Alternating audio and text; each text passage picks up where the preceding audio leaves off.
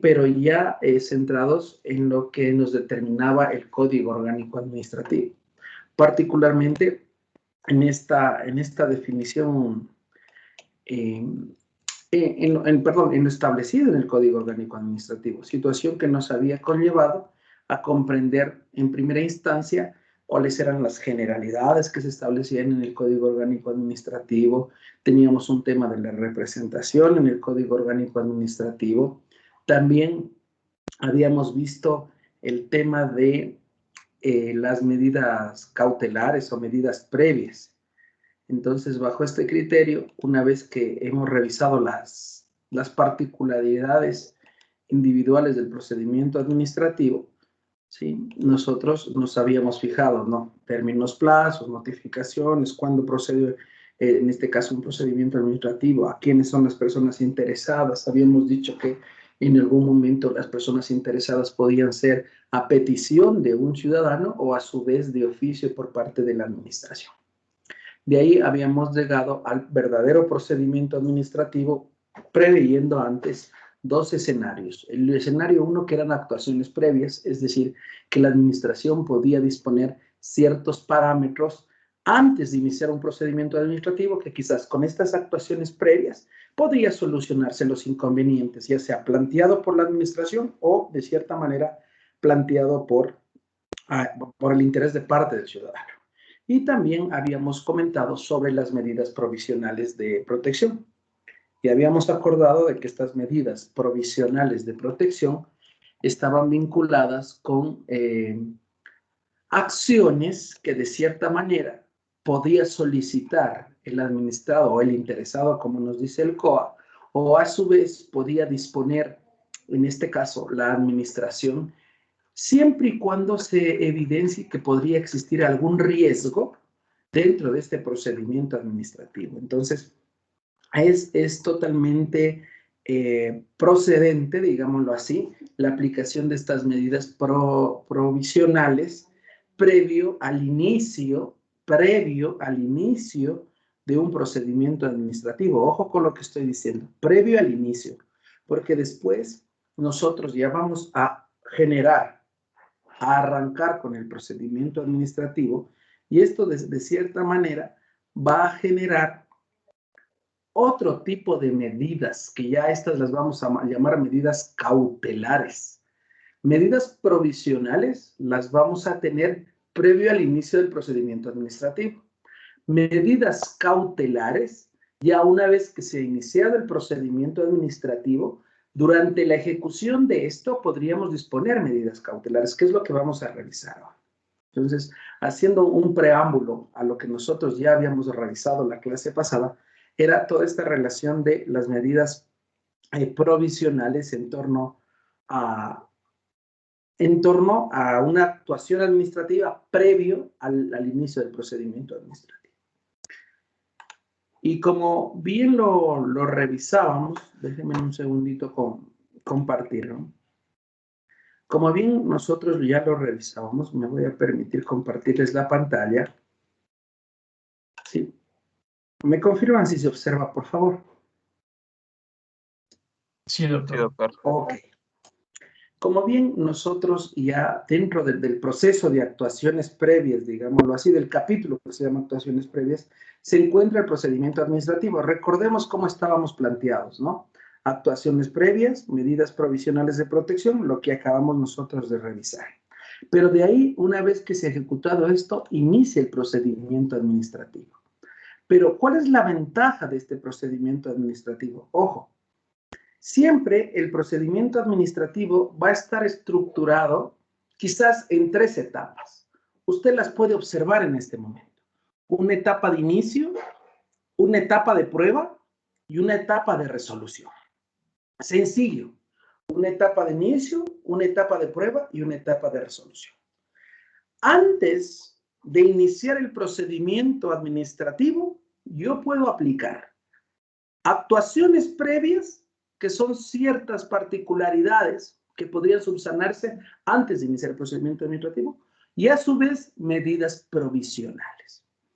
Una vez que yo haya iniciado ya el procedimiento administrativo, a petición de parte interesada o a su vez de oficio por parte de la administración, ya podría generar dentro del mismo procedimiento la solicitud de medidas cautelares. Y es lo que vamos a revisar hoy, lo que corresponda a medidas cautelares.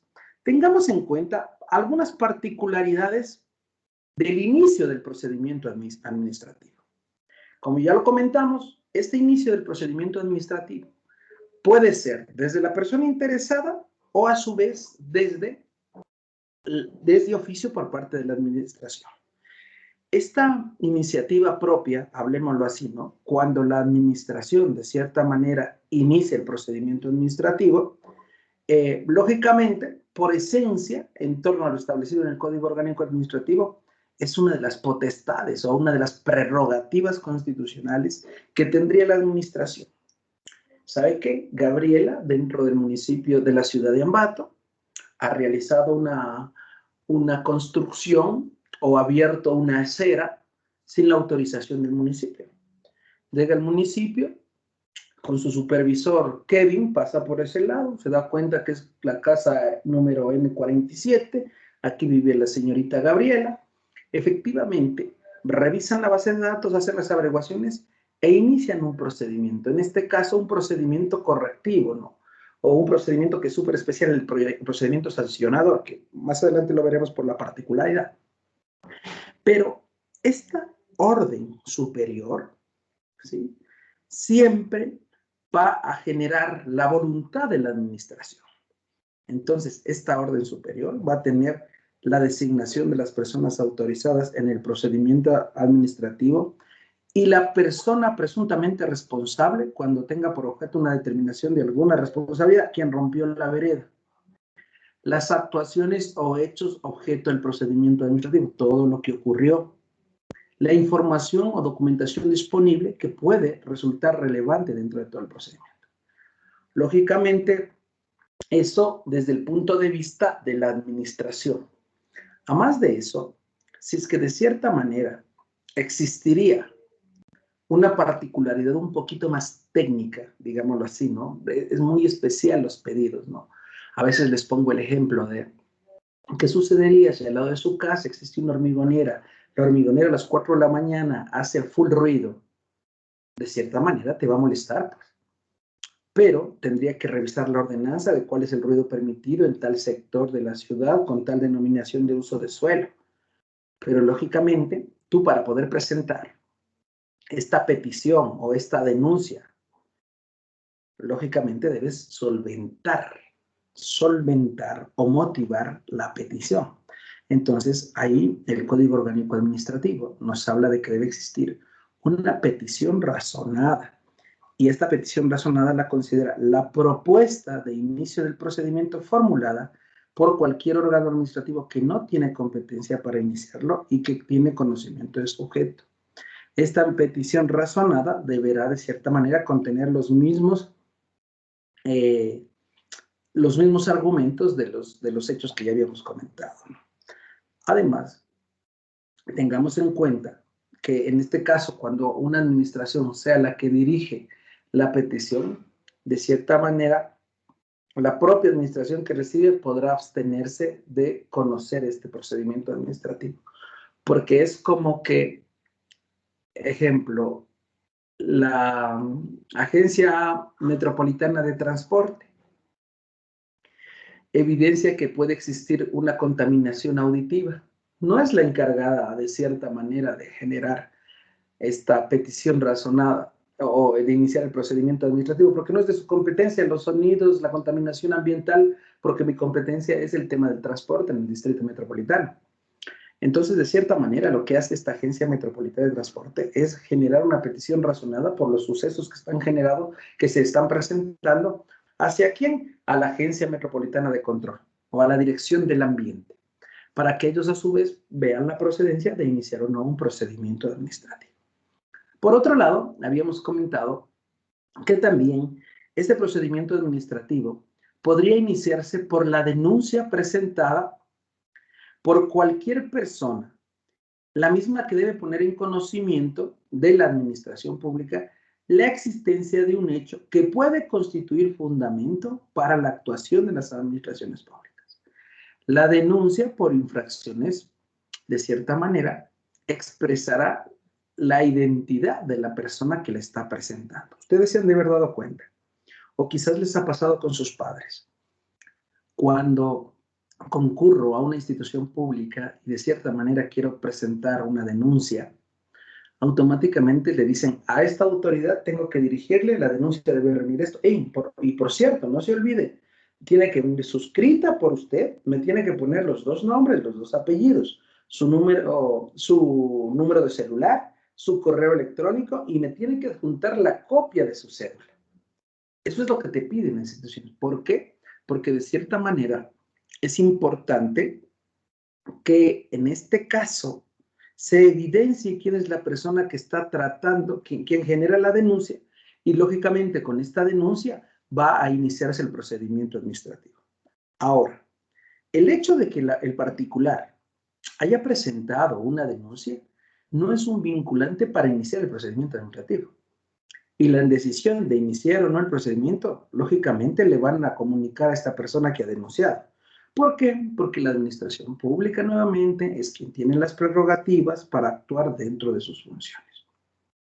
Ahora bien, el procedimiento administrativo se lo puede iniciar por cualquiera de las formas previstas a través de los medios electrónicos, cuando de cierta manera esto haya sido implementado por la administración pública.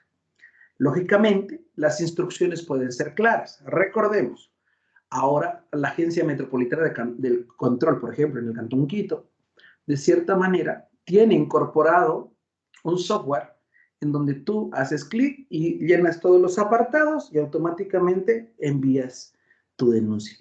Lógicamente, esto también es un portal con el cual la administración puede contar con información mucho más descriptiva y, lógicamente, con un descargo de información válida para proceder a iniciar procedimientos administrativos.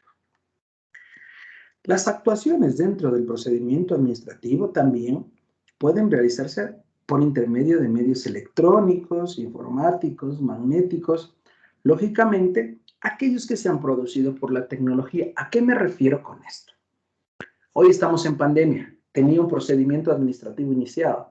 Bajo el criterio del procedimiento administrativo iniciado, sí, si bien es cierto, cuando no estábamos en pandemia estuve en dos audiencias que me llamaron, pero no me ha dicho nada la administración hasta el momento. Tranquilamente, tú podrías enviar un correo electrónico al funcionario que en algún momento tendrás en tu recibido quien maneja la cuenta o la denuncia, y podrías decir qué ocurrió con la respuesta determinada por el asunto X. Técnicamente, esta actividad ya necesita o ya se determina una particularidad en torno a motivar o a, de cierta manera, a impulsar el procedimiento administrativo. Entonces, recordemos, tengo medidas provisionales, tengo medidas cautelares, tengo actuaciones previas. No nos confundamos, entonces. Actuaciones previas son aquellos actos administrativos que puede generar la administración pública a petición de un interesado o de oficio, y que lógicamente cuando se genere esta actuación previa se solucione y no dé origen a un procedimiento administrativo. De cierta manera evidencian y como actuación previa lo solvente. En un segundo momento, previo a iniciar el procedimiento administrativo, la administración o de cierta manera el administrado o interesado o denunciante puede presentar una solicitud de medidas provisionales. ¿Cuándo se presenta esto? Lógicamente, cuando en algún momento se presenten las consideraciones expuestas en el Código Orgánico Administrativo, ¿no? Y lógicamente te dice que se trate de una medida urgente, que sea necesaria y proporcionada, que la motivación no se fundamente en meras afirmaciones, sino más bien sea consistente. Entonces, yo ahí podré disponer medidas provisionales antes del inicio del procedimiento administrativo. Si es que no he podido aplicar ni medidas provisionales, menos aún actuaciones previas, me inician el procedimiento administrativo. Acabamos de conversar que el inicio del procedimiento administrativo deviene desde una perspectiva de la administración pública o viene impulsada desde una denuncia ciudadana. Hemos dicho también que todo esto se lo puede seguir solventando por medios electrónicos, cuando se le da una denuncia, qué elementos debe tener la iniciativa del procedimiento, etcétera, etcétera. Pero una vez que ya hemos iniciado el proceso, es decir, que la administración, ya sea por su propia voluntad o a petición de un interesado, ha iniciado un procedimiento administrativo, lógicamente también se podrá disponer medidas cautelares. Ojo, inicio el procedimiento, dentro del procedimiento, medidas cautelares. Entonces, cuando la ley de cierta manera le permita a la institución pública generar medidas cautelares, estas pueden ser realizadas por la institución pública o a su vez pueden ser solicitadas por la persona interesada que en algún momento puso la denuncia para que se dé inicio al procedimiento administrativo. Y al igual que las medidas provisionales, se denotan el secuestro, como medidas cautelares, el secuestro, la retención, la prohibición de enajenar, la clausura de establecimientos, la suspensión de la actividad, el retiro de los productos, el desalojo de personas, limitaciones de restricciones de acceso y otras que se podrían estar previstas en la ley que competa de acuerdo a la especialidad. Ojo, algunas de estas medidas cautelares, lógicamente, van a requerir autorización judicial, como por ejemplo el secuestro, la prohibición de enajenar, la retención. Esto requiere el informe o la autorización previa de sede jurisdiccional. Entonces, en este caso, si es que la administración ha decidido tomar esta postura por su iniciativa o a su vez por recomendación del denunciante, técnicamente la misma administración tendrá que hacer el trámite ante el juez de contravenciones del lugar donde se esté sustanciando la causa, por supuesto, o el procedimiento administrativo, quien en el término de hasta 48 horas emitirá la orden de cierta manera de medidas cautelares. Lógicamente, doctor, una pregunta. Dígame. Doctor, buenas tardes. Una Hola, ¿cómo pregunta. está? Dime. Respecto a las medidas cautelares y las otras eran las Provisionales. medidas provisionales, no me quedó muy claro cuál es la diferencia, porque son las mismas en sí en el código. Las medidas provisionales se dan previo al inicio del procedimiento administrativo. Las medidas cautelares se las presenta una vez iniciado el procedimiento administrativo. Las medidas provisionales, de cierta manera, pueden generar la administración, y en un acto administrativo, la propia administración puede resolverlas como medidas provisionales, y se acabó, y no ha habido un procedimiento administrativo. Mientras que cuando ya inicia un procedimiento administrativo, automáticamente, si yo quiero en algún momento, como entidad pública o como interesado, veo que voy a correr mucho riesgo, hay muchos intereses, podría solicitar las medidas cautelares.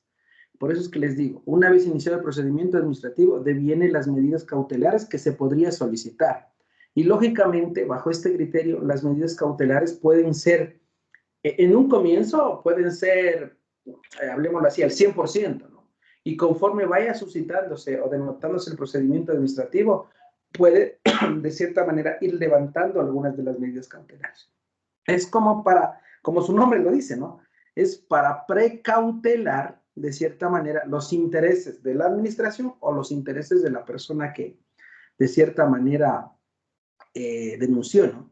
Entonces, cuando iniciamos el procedimiento administrativo, si existen elementos de juicio suficientes para que el órgano administrativo competente pueda adoptar medidas cautelares, ya les digo, por la petición de parte o porque ella lo considera así, las medidas deben ser proporcionales y oportunas para garantizar la eficacia de la resolución. Tengamos en cuenta que, como les había conversado, las medidas cautelares pueden ser modificadas o revocadas de oficio o a petición de parte durante el trámite del procedimiento administrativo en virtud de las circunstancias imprevistas o de las que puedan suscitarse dentro de todo el procedimiento administrativo. Ojo, La caducidad del procedimiento administrativo extingue las medidas cautelares. Ya vamos a hablar más adelante de lo que corresponde a la caducidad. Lógicamente, una vez que yo haya iniciado el procedimiento administrativo, procede la notificación, en el caso de existir medidas cautelares, lógicamente existirá un acto administrativo en la cual se les comunique o se genere la disposición o la adopción de medidas cautelares destinadas a asegurar la eficacia de la resolución adoptada por la administración pública. Entonces, mira, bajo ese criterio, estamos dentro de la fase, me voy a permitir compartir otro documentito, perdón, que lo vayamos observando.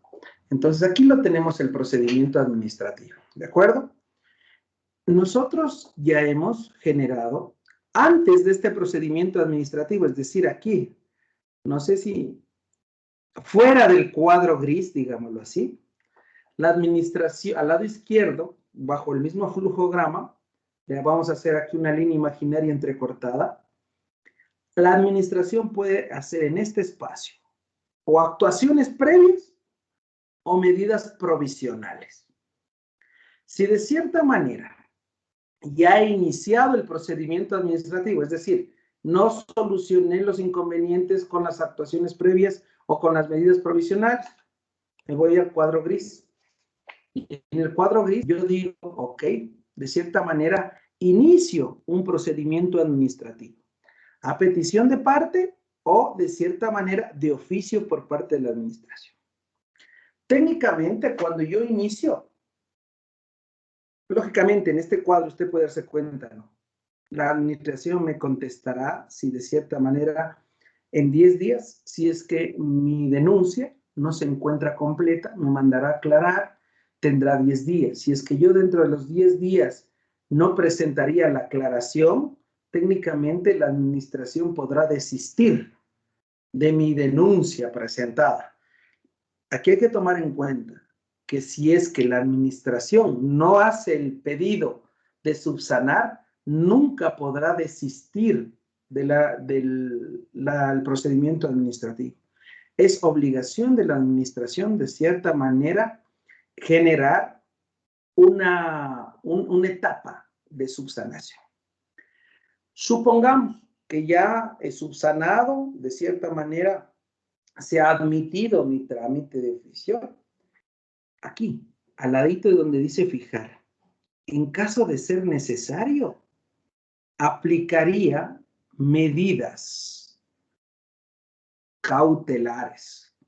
Lógicamente, si en algún momento esto podría afectar, digámoslo así, esto podría afectar a los intereses que de cierta manera puedan presentarse por parte de los intereses que puedan presentarse por parte de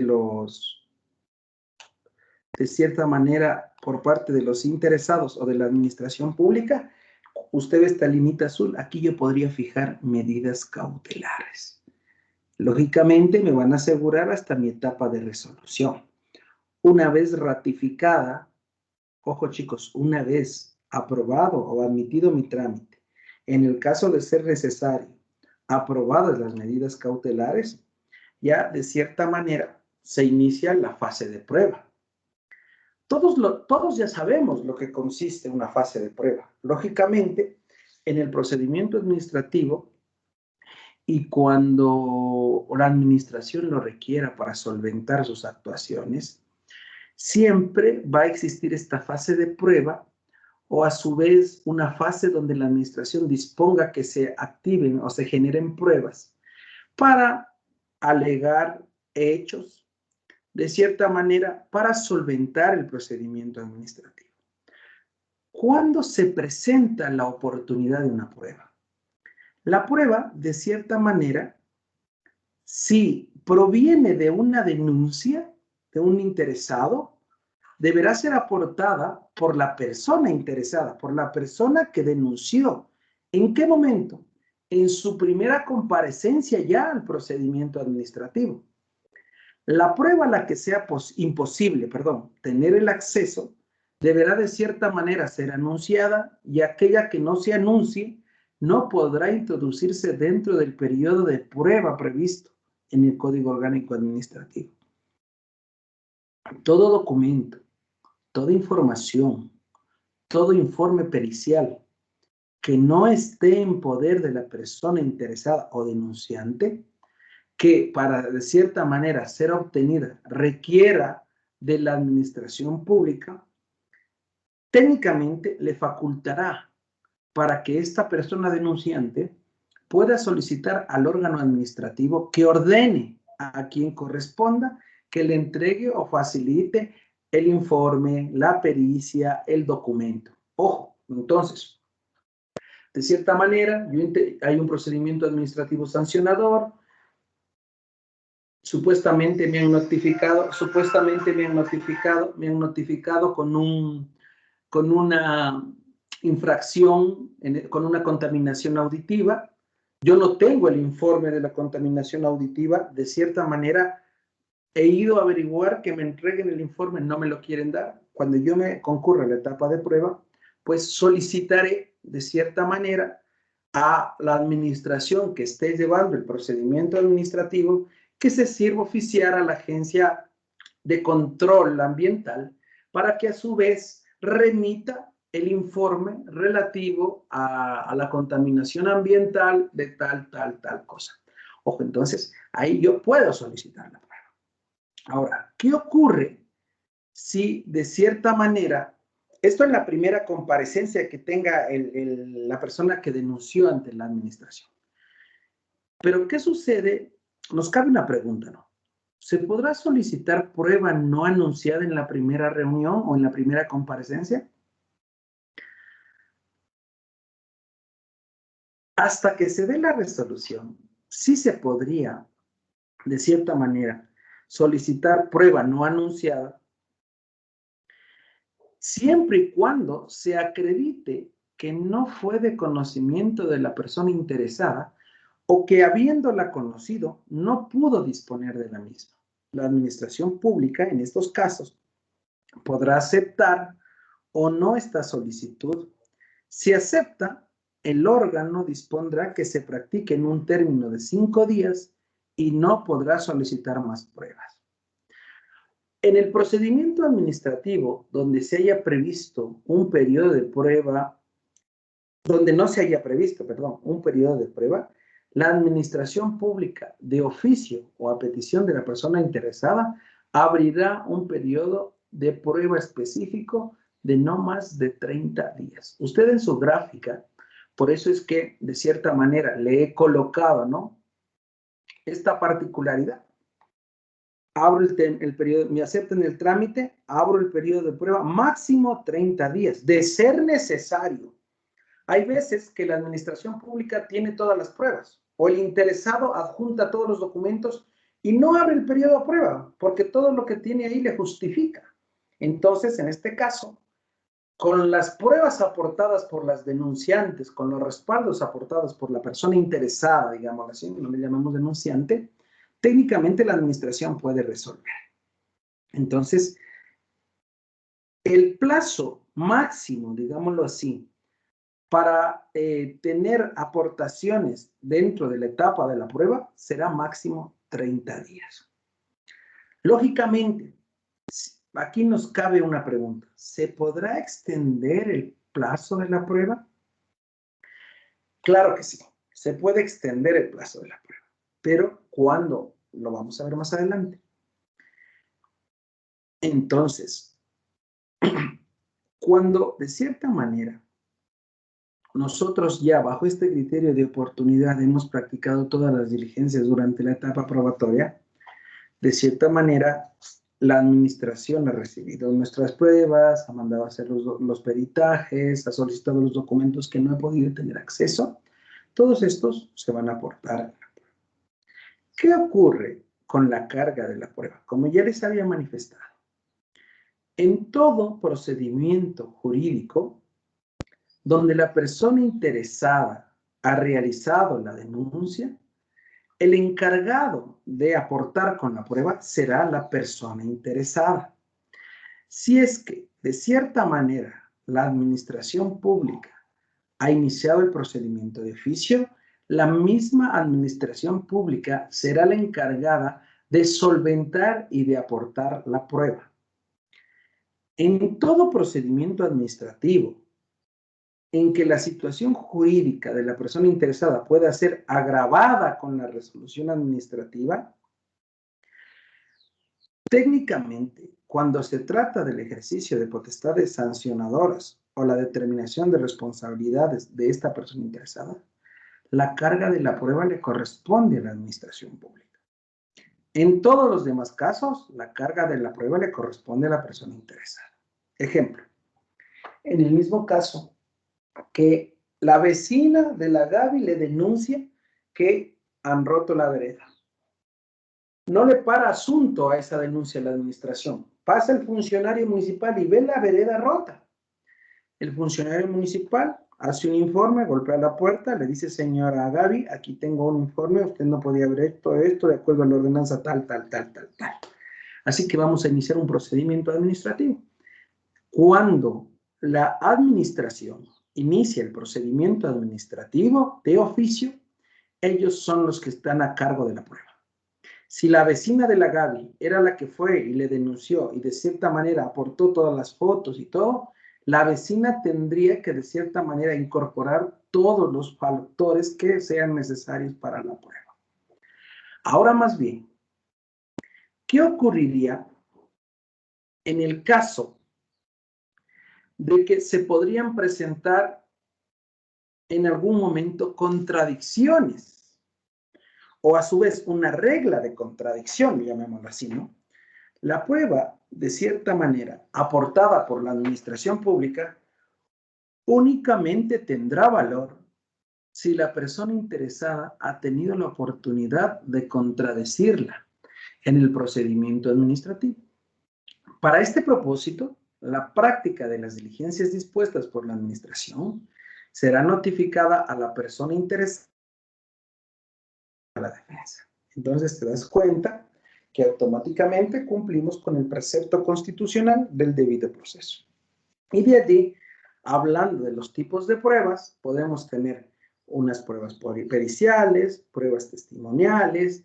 Lógicamente, ahí va a haber una especie de preguntas y de repreguntas, de informes, de testimonios. Lógicamente, todas estas pruebas que provengan desde la prueba de los peritos hasta la prueba testimonial, se aportarán al procedimiento administrativo por escrito, mediante una declaración jurada agregada de un protocolo público, es decir, notarizada. Este contrainterrogatorio deberá registrarse mediante medios tecnológicos adecuados. A veces algunas administraciones le graban, otros de cierta manera filman, otros tienen un secretario que ese momento está redactando todo lo que dice, como se produce en la función judicial, y cuando culmina le dicen, por favor, acérquese, revise y firme. Ojo. Eso con lo que corresponde a la prueba aportada, ya sea demostrada por la administración o aportada por el interesado. Pero en algún momento también puede existir una prueba oficiosa. Las administraciones públicas podrán disponer la práctica de cualquier prueba que juzguen necesaria para el esclarecimiento de los hechos controvertidos. ¿Esto qué quiere decir? Que mientras estemos en la fase de prueba, la administración dice, no, pero me gustaría oficiar a mi misma institución, que es la Agencia Metropolitana de Control. Automáticamente, yo en ese momento voy a solicitar, se remite un oficio tal que me informe tal cosa. Esa se denomina la prueba oficiosa. Lógicamente, va a existir también medios de prueba que constituyen los hechos para la decisión de un procedimiento, pueden acreditarse por cualquier medio de prueba admisible. Lógicamente, con la propia declaración de parte de los servidores públicos. ¿Sí? Los servidores públicos no pueden realizar una declaración pues, como prueba dentro de un procedimiento administrativo. No estaría así. Hay un informe técnico donde ellos lo determinan. Pero de ahí, de cierta manera, los medios de prueba, documental, testimonial, pericial, comparecencia en la audiencia. ¿Quién corre con los gastos de las prácticas de la prueba? ¿Sí? técnicamente todos los gastos que se hayan solicitado, todos los gastos que demanden las pruebas dentro del procedimiento administrativo, deben ser solventados por el solicitante.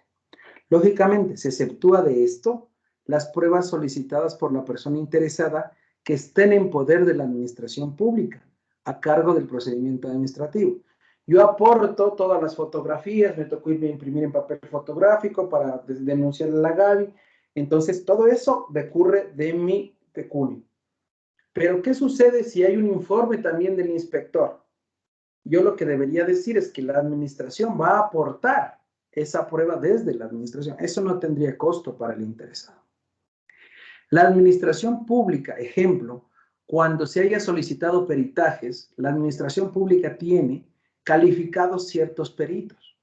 Y cuando sea necesario realizar este peritaje, la administración pública le va a solicitar a la persona interesada que genere un anticipo de gastos.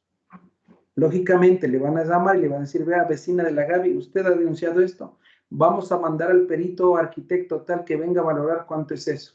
Pero usted tiene que venir a cancelar $100 para pagarle al perito.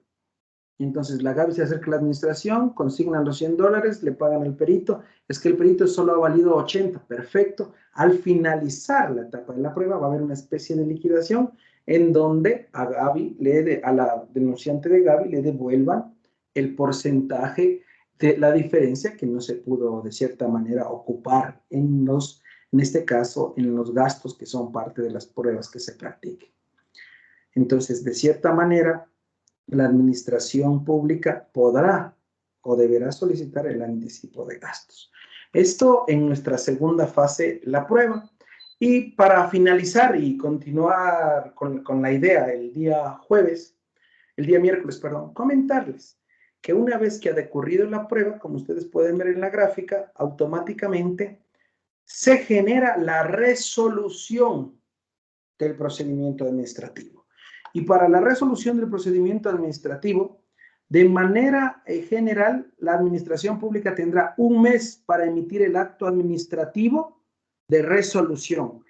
Solamente en casos excepcionales se podrá extender hasta 2 meses cuando exista la notificación o la argumentación correspondiente. Ahora, técnicamente, nosotros ya sabemos que es un acto administrativo. Y también estamos muy bien ubicados en que este acto administrativo es la culminación de una serie de formalidades que ha tenido que generar la administración para tomar una decisión. En este caso, iniciamos un procedimiento administrativo, se subsanó, lo logró, se calificó el trámite, hubo un tiempo de prueba de 30 días y después de 30 días más la administración va a resolver.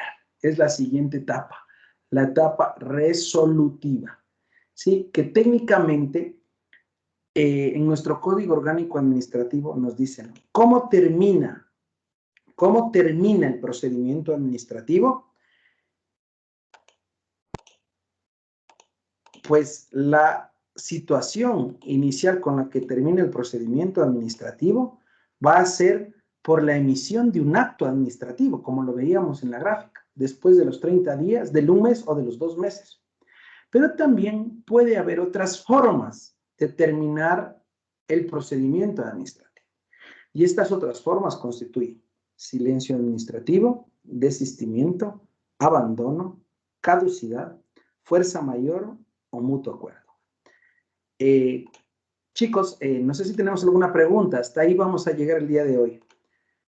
Lógicamente, nos faltaría culminar el procedimiento administrativo con esta determinación de las resoluciones para después sí generar el procedimiento administrativo sancionador y con eso culminaríamos nuestro semestre. Yo presumo que el día miércoles lo culminamos. ¿Alguna pregunta, chicos? Sí, doctor, con respecto al examen, ¿desde qué día empezaríamos? Desde el lunes, ¿les parece? Bueno, ahí, Dana, usted más bien coménteme. Yo, miren, voy a hacer una conversación, podríamos ser grupos de 2. Te dejo a tu discreción, Dana, si de cierta manera existen estudiantes voluntarios que quisieran dar de inicio, conversamos y a ellos los podrías poner, como tenemos una hora el lunes, o no sé si podrían, ¿cómo están ustedes el lunes en evaluaciones, Dana? Por ahora no tenemos nada, doctor. Porque por mí, si gustan, empecemos antes. Yo no tengo problema. O sea, ¿qué les parece? Déjenme revisar. Yo por mí empiezo a las 11 de la mañana. Ah, o Es sea, antes el día lunes. correcto, el mismo día Ah, lunes, pensé que antes de la hora. No, antes, el jueves no. No. Antes me refería es que verán, yo tengo un criterio ahí, en este sentido. Lo que podríamos hacer, chicos, es recordar